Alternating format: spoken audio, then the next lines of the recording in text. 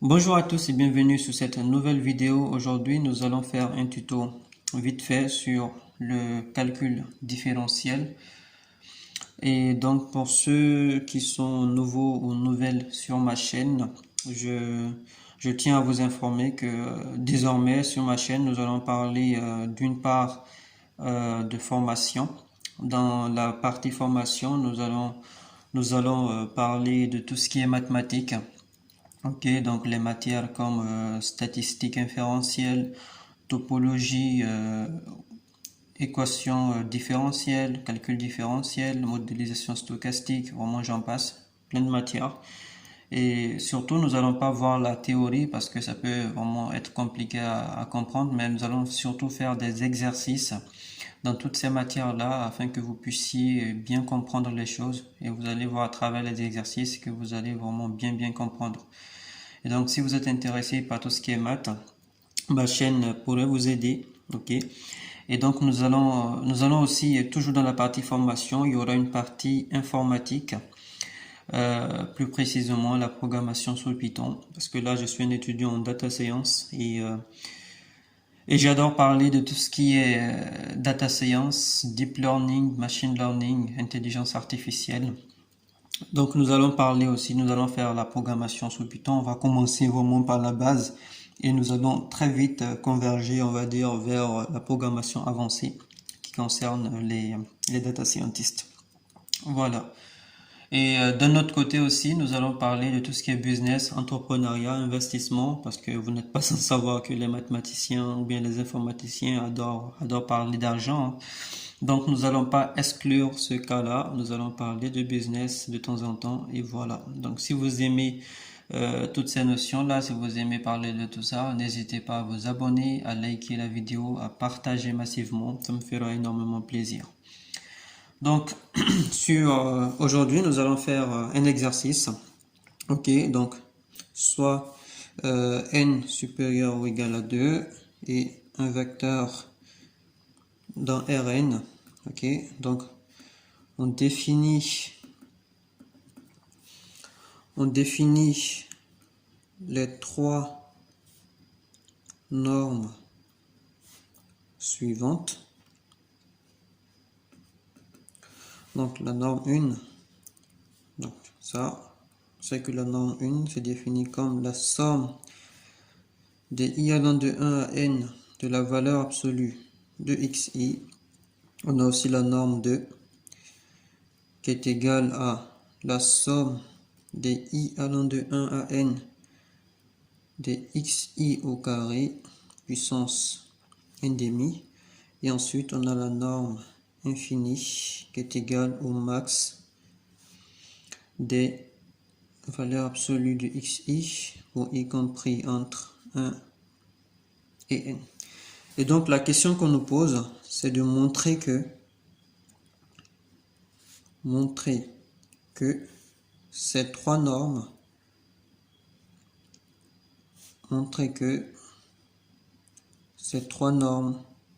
sont équivalentes. Voilà. Donc nous, c'est ça, on va essayer de faire aujourd'hui. Donc avant de commencer l'exercice, on va faire juste quelques rappels, histoire que vous soyez dans le bain. Donc voilà, donc si on a E1, R espace vectoriel, une norme c'est quoi? Donc on peut définir une norme sur E.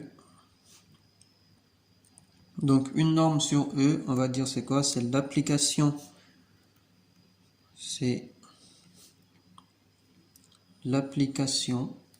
Donc ça, défini de E, pas E, donc c'est de E à valeur dans R+, ok, tel que, donc c'est une application en fait qui vérifie les propriétés qu'on va citer tout de suite là, ou bien les axiomes si vous voulez. Donc dire que la norme de x égale 0, ça équivaut à dire que x égale 0.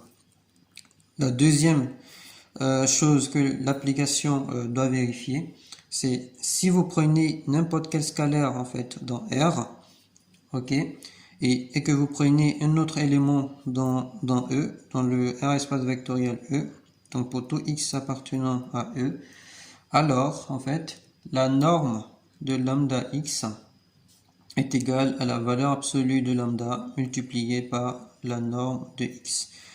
Et la troisième chose, c'est quoi? C'est que si vous prenez deux éléments, donc si vous prenez deux éléments dans E, la norme de x plus y est inférieure ou égale à la norme de x plus la norme de y. Donc ça, c'est l'inégalité de Cauchy-Schwarz. Voilà. Donc ça, c'était le premier rappel que je voulais faire. Donc là, je vais mettre rappel 1. Et le rappel 2 que je vais vous faire. Rappel 2. Donc si on a deux normes, on va dire norme A par exemple. Et norme A, on va dire, et norme, on va dire là, point B. Ok, donc on suppose qu'on a ces deux normes là sur E. Ok, donc dire que ces deux normes en fait, norme A et norme B sur E, on va dire, sont équivalentes.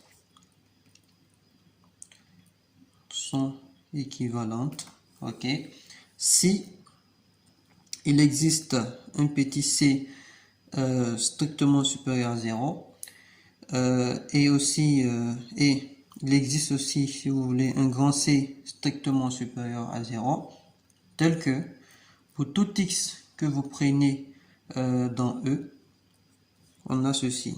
Ok, donc on a que petit c multiplié par la norme de x b, ok, donc la deuxième norme là est inférieure ou égale à la norme de xa qui est aussi inférieure ou égale à grand C multiplié par la norme de xb. Donc en gros, c'est ça, dire que deux normes, ok, deux normes sont équivalentes, ça veut dire que la norme A par exemple, une des normes peut être encadrée par un coefficient, un scalaire multiplié par l'autre norme, ok, donc là vous voyez, donc là on a un petit c qui est un scalaire, un grand c qui est également un scalaire, ok, donc on voit que la norme A est encadrée par ça. Ok, donc c'est ça l'équivalence de deux normes. Mais comme vous le savez bien, en fait, si on est sur Rn, toutes les normes sont équivalentes. Ok, mais faites attention parce que, faites attention, donc là je vais mettre attention, si dim de E, ok, est égal à plus l'infini, alors faites attention, ne vous amusez pas à dire que toutes les normes sont équivalentes. Parce que là, dans ce cadre-là, toutes les normes, ok, alors toutes les normes ne sont pas équivalentes. Donc faites attention. Voilà. Et donc ça c'est l'équivalence de deux normes. Ok. Et donc si c'est par exemple l'équivalence de trois normes, l'équivalence, donc là je vais mettre équivalence de trois normes. Donc là on aura la même chose. Donc si on a par exemple une norme A, on va dire, une norme B, et on a une norme C, donc on aura ça. En fait, si on veut montrer que ces trois normes sont équivalentes, il suffit juste de montrer que si on prend un vecteur x dans E, tel qu'on a défini précédemment, il suffit de montrer qu'on peut faire... Si vous voulez montrer que trois normes sont équivalentes, il suffit simplement de montrer ces différentes inégalités. D'accord? Et donc là, je pense que vous avez tout le nécessaire pour faire l'exercice. Ok, donc on va faire notre exercice. Montrons que... Ok, montrons que les normes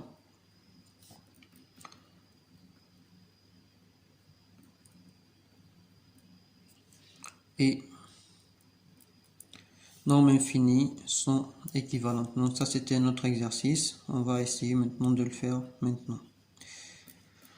Voilà, donc on sait que la norme infinie, elle est définie comment? Et on sait que c'est le max. Ok, la norme infinie c'est le max, si vous voulez, des xj pour j allant de 1 à n. Ok, donc 1 jusqu'à n. Donc ça c'est la norme infinie, c'est comme ça elle est définie. Et ça, Vous pouvez mettre sur pause pour essayer de réfléchir dessus, hein. Donc là, on sait que ça, on peut réécrire ça aussi comme ça. Ok, on peut dire que ça, c'est égal au max pour le j allant de 1 jusqu'à n, ok, des xj, on va mettre là au carré, puissance 1 demi. On peut réécrire ça aussi, là ça n'a rien changé, ok, c'est juste une réécriture. Et ça, on sait que ça c'est inférieur ou égal à quoi? À la somme des i allant de 1 à n de xj au carré puissance 1 demi. On est d'accord? Et donc ça, pourtant ça, en fait, ça c'est quoi? Ça c'est tout simplement la norme 2. Donc ça c'est la norme 2. Voilà. Et donc nous on a montré cette première inégalité. Donc on va mettre là 1. 1 c'est bon, ça va. On a vérifié ça et c'est bon. Donc là il faut qu'on montre aussi ça. Ok. Comme vous l'aurez compris, on va montrer 2 et après on montre 3 et c'est tout bon. Ok, donc là on a montré 1. Là on a montré 1. Maintenant on va essayer de montrer 2. Ok. Donc on sait que si on part de la norme 2, donc on peut prendre le carré, hein. On va dire x2 pour que ça soit un peu facile pour enlever les racines carrées et tout. Donc ça va nous faire quoi? Ça va nous faire la somme des j allant de 1 à n des xj au carré. Ça, c'est inférieur ou égal à quoi? C'est inférieur ou égal à la somme des j allant de 1 à n des xj. Alors donc là, le carré n'est pas là. Au carré. Ok. Et ça, c'est tout simplement la norme 1. Ok. Donc ça, c'est la norme 1 au carré. Ok. Parce qu'on sait que la norme 1, c'est ça simplement ce qui est dans la parenthèse. Et donc élevé au carré, ça nous donne ça. Donc là aussi, on a montré l'inégalité 2. Il nous reste la dernière inégalité. Il nous suffit simplement de... Pour voir ça, on peut partir là maintenant de la norme 1 si vous voulez. x1. Ça, on sait que c'est égal à la somme des j allant de 1 à n des xj. Donc ça, c'est par définition de la norme 1. On peut majorer ça par n fois le max des xj. Et ça, c'est tout simplement n multiplié par la norme infinie. Donc voilà, donc tout est bon. Ok, on a montré toutes les différentes inégalités. Donc là, on peut conclure. Conclusion. On a donc x infini qui est inférieur ou égal à x2 qui est inférieur ou égal à x1 et qui est inférieur ou égal à n fois x infini. Ok. Et donc là, vous n'avez pas besoin de montrer, de commencer forcément par une norme particulière, c'est-à-dire de prendre par exemple forcément norme 1 en commençant par norme 1. Là, vous voyez qu'on a commencé par la norme infinie parce que c'est plus facile. Et donc voilà, donc là on a abouti que la norme infinie est inférieure ou égale à la norme 2, qui est inférieure ou égale à la norme 1, qui est aussi inférieure ou égale à n fois la norme infinie. Donc on a montré toutes ces inégalités-là. Alors on peut dire que la norme 1, norme 2 et la norme infinie sont équivalentes.